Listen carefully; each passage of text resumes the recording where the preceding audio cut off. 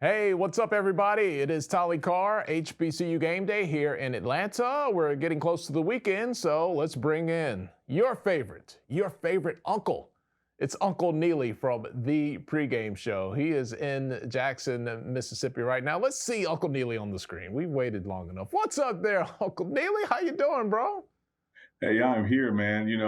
It's been a great week. You have dubbed me Uncle Neely, and I hear it everywhere I go. But at homecoming, I got to meet Uncle Cliff from P Valley. So there was two uncles at the game. There was. How was it last weekend, man? You had Snoop Dogg. You had the P Valley crew. I'm so old and square. You had rappers I didn't even know who they were, but I know they were nationally renowned. What a weekend it was, Neely. It was. I saw my right hand man Charles Bishop videoing Yellow Beezy, and I walked into the camera and said, "Chuck, you don't even know who that is. Like that, just stop. Like I know you, I know you don't know who Yellow Beezy is." But man, Rick Ross was there. Yellow Beezy was there from Dallas, who's a personal favorite of Coach Prime's. The cast from P Valley was there, and of course Snoop Dogg himself made an appearance at the game. Okay, give me a Yellow Beezy song if you can actually say the name of the song. Give me a Yellow Beezy song because I like Chuck, have no idea. I mean, he's got a bunch of them, man. I'm like a chorus guy. That's on me, baby, is Yellow Beezy song. That's the Oh, chorus of the okay, song. I'm okay, sure that's the name okay, of the song too. Yeah. okay. I know And that. hey, I know and, that. and man, shout out to the remix because he got a little Boosie on the remix, and the remix is Okay. much better than the See, original. So yeah, see, man, I'm Yellow at that Beezy. point. I'll know the song, but I don't know who I'm listening to. Yeah, So okay. So I do. So I'm only halfway square. I'm only yeah. halfway That square. you are the personification of that commercial where they talk about becoming your parents. I feel offended. I feel away. Let me tell. I'm glad you said that, Neely. To this day in 2022, I will call somebody and leave my phone number twice. I'm like, And hey, slow, this is Tolly. you say it slow. Yeah. Just call me at 255-49. This is not my phone number, people. Don't try to call me. I'm making it up as I go. 4911. Again. And when that commercial came on, I was like, oh, snap, that is me. I call it like I see him. I'm an umpire. Just call it like I see him, Tommy. So, All right, let's get into the game, man. We're going to give you all the FaceTime here. Southern, Jackson State, the beast of the East, the best of the West. If you can't get excited about this one, man, I don't know. You're not a football fan. yeah, this is the one, man. Southern has really poured it into this season and has gotten to the top of the West. Taking care of Alcorn down there, and we have been steadfast at the top of the East. So everyone has been looking forward to this matchup, and it's always a historic matchup. It's the true rivalry. These two institutions, neighboring states, both in capital cities. And so this is the big one, and there's always been some great games in history. And even in Coach Prime's era, that spring season, which ended up being Dawson Odom's last time coaching Southern, where they got the best of us. And then last fall, on that 38-degree night when Coach Prime checked themselves out of the hospital to coach that game. And so there's, even in this new modern era, there's always something building up to it. And added to the equation of the build up is College Game Day is coming to town for this one. That game last year, it got kind of spicy there at the end. I think it was a flag in midfield. But it's a new coaching staff. Maybe a new philosophy, new culture. I don't know. Do you anticipate the rivalry to be as intense this year as that game was last year? I do. I think there's always going to be spice to this rivalry, regardless of who the coaches are. But teams do take on the characteristics of their head coach, and Coach Prime has been on this team and in their ear all week long talking about, ignore the noise, play football, don't get baited in anything. Because you remember after the game last season, we ended up with a couple of suspensions, and Southern has had a brouhaha, if you will, pregame of one of their games, I think against Prairie View this year, and ended up with some suspensions. So, rivalries kind of bring that intensity, but our guys are going to be locked in and focused on playing the game from start to finish and getting off the field at the end with the victory. All right, Neely, I know half of Jackson at least is watching right now because they love Uncle Neely. There's somebody in the comments that calls you Uncle Needly. I love that guy. I think it's a typo, but I just like the way that sounds, Uncle Needly. Uh, I bet you do. Give instructions to Jackson right now. How do they need to represent with College Game Day? Do they need to have their signs? Do they need to be out there early? Like, give us the lowdown on what's going to make this a success. Man, all of that has to take place, Tolly. All of that and then some. And this is much bigger, as Coach Prime has already put out there. This is much bigger than Jackson State and Jackson State students. This is about Southern and their students. It's about Jackson State alums and Southern alums. It's about the entire city of Jackson coming out with signs and being loud and bringing energy. The show is live from 8 a.m. Central to 11 a.m. Central. And to be there, you got to get there before 8. So people are going to start pouring into the vet parking lot as early as 6 a.m. in some cities and venues where this is taking place. So we're looking to have an enthusiastic crowd there. So bring your signs, make noise. The game itself is a pink out, but, fans will be out there in blue and white for College Game Day experience. So it's going to be an all day long atmosphere from the top of the morning, until that horn sounds and late in the fourth quarter. So we're excited about it, man. So yes, signs, creative signs, shirts, bring your noisemakers, just act a plum fool because there's no energy like the College Game Day energy. Has that been a thing at Jackson State this week? Have you guys had to educate the city and the students and the community about, hey, this is how this thing is going to work? Because it is a new thing for you guys there at Jackson. Oh, certainly. We've certainly been doing that through social media, even had some internal staff meetings with, whether it's security or alumni affairs, all the moving parts of the administration Coach Prime has sat down with to just talk about that.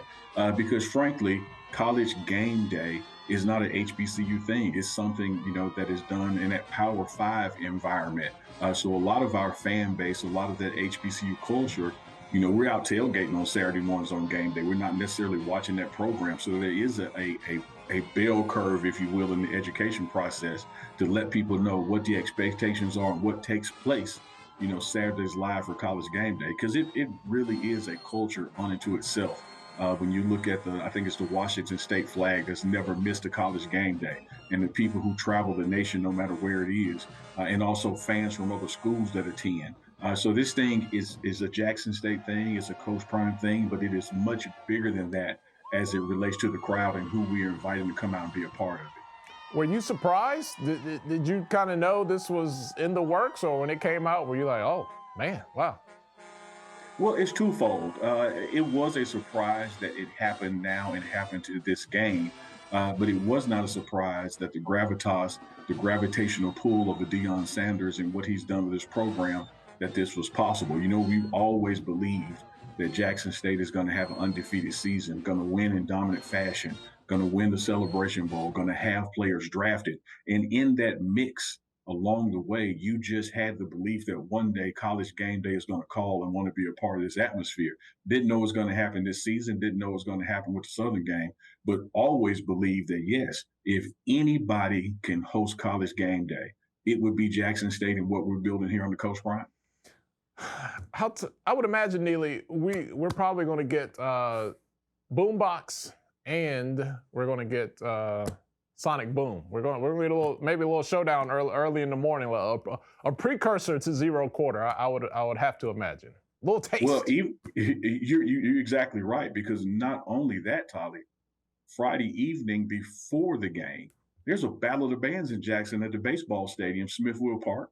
Or Smithville Stadium, the Hank Aaron Field, right there, Churchill Smoke Shop. The Sonic Boom of the South and the Human Jukebox are having a one-on-one Battle of the Bands on Friday evening before the game. And then they're going to be right back out there, or at least maybe the drum lines or some ensemble of the bands will be out there Saturday morning for College Game Day.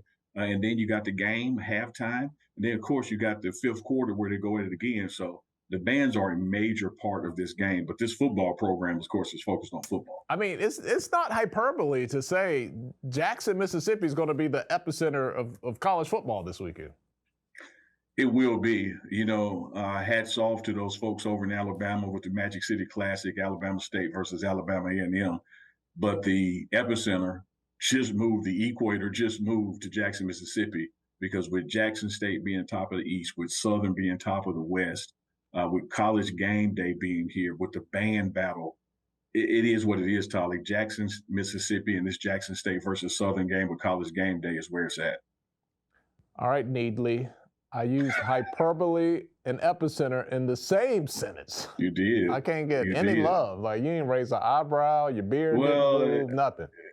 Well, what that did is just got you back to square one, because those words balance the ledger, because you don't have on the ski vest this week. So now your next big words actually count. Those just got you back to you. Last week, no one really tore me up in the comments about the ski vest. I think they liked it, Neely. I think, we're not going to dogpile. They knew I took care of it, so it's just like Neely got that one. No need to further kick the man while he's down. The point has been made.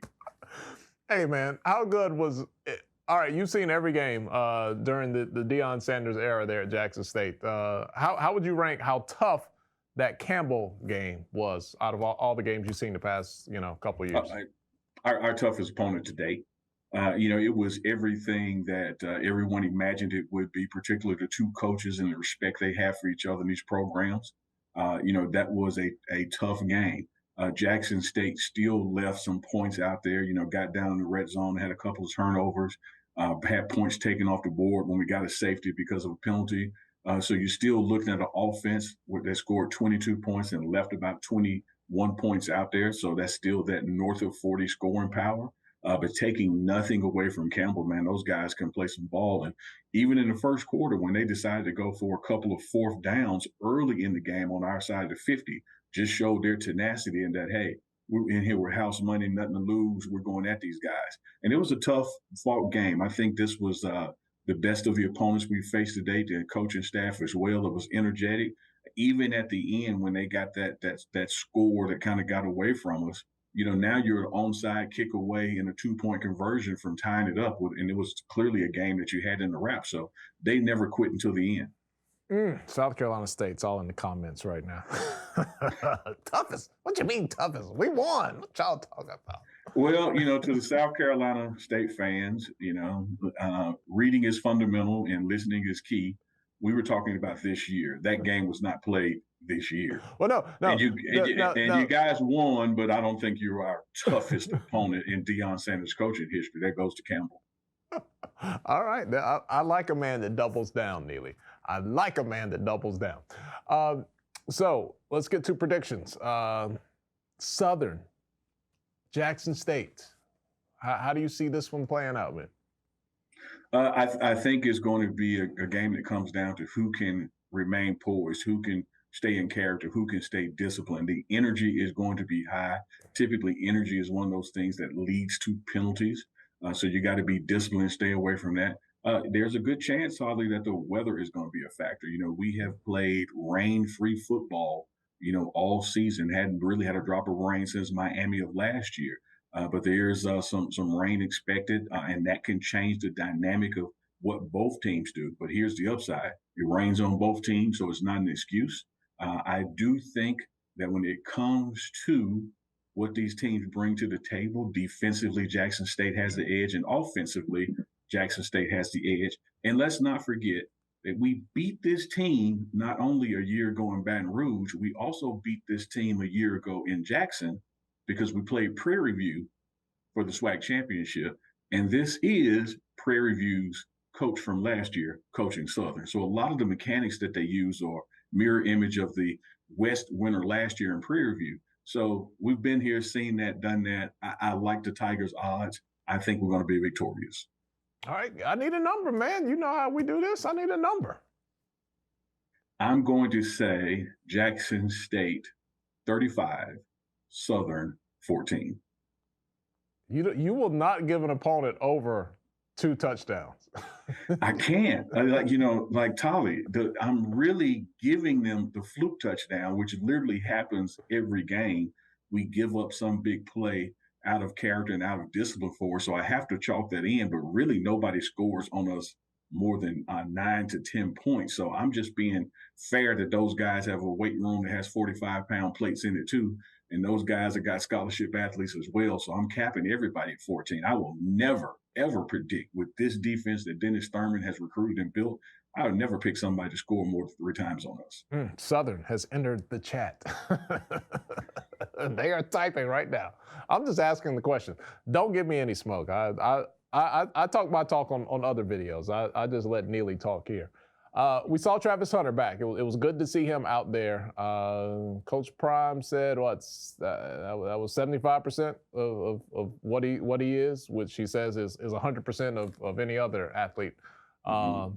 What did you see? You saw it up close. What did you see from Travis last week? I saw a young man that's excited to be back on the field. I saw a young man that still has some upside in what he's going to bring to the table, speed and athletics wise. I saw a young man who I think is not only recovered physically, but recovered mentally. He was able to not only make some tackles on defense, but he got tackled on offense. And the way he got up and sprinted back to the huddle just shows he's over mentally any ankle concerns just as he's much over them physically. So he's only going to get better and better as he gets stronger and stronger. So it was good to see him back out there.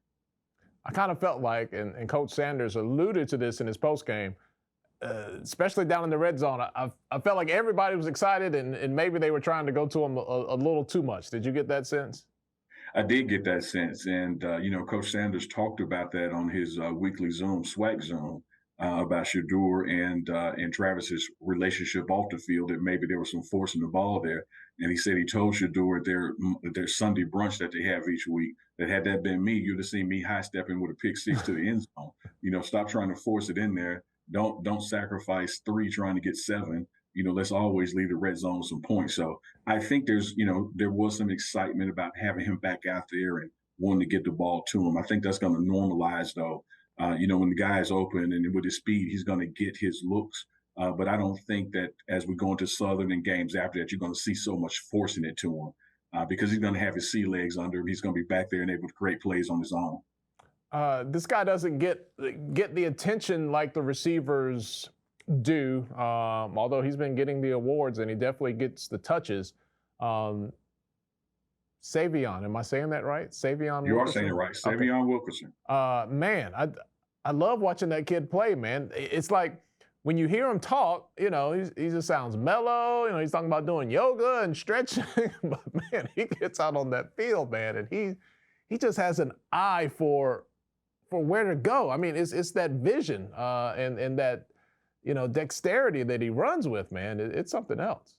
Yeah, you see my face just lit up, man. I'm big smiles when I hear his name because you described him to a T. Even in this facility, the most unassuming guy on this team with a lot of guys that have a lot of character and personality. You would walk in the room, and if someone said, "Who's the leading rusher in here?" you would think he was, just some guy, in there taking notes or something. But he is very humble. He's a quiet guy, just goes about his business. But the minute that ball touches his hands, he becomes just another person.